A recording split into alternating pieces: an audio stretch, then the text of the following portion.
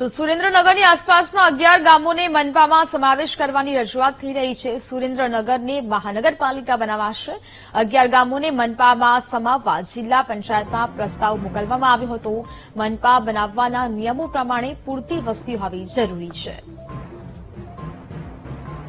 સંવાદદાતા સચિન ફોનલાઈન પર જોડાયા છે। સચિન, સુરેન્દ્રનગરની આસપાસના 11 ગામોને મનપામાં સમાવેશ કરવા જે રજૂઆત થઈ હતી, નિર્ણય લેવામાં આવશે, શું વિગત?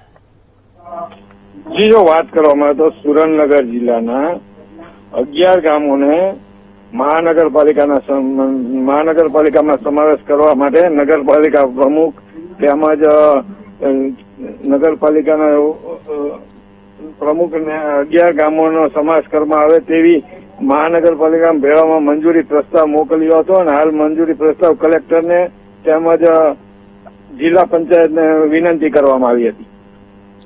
બિલકુલ સચિન, જાણકારી બદલ આભાર।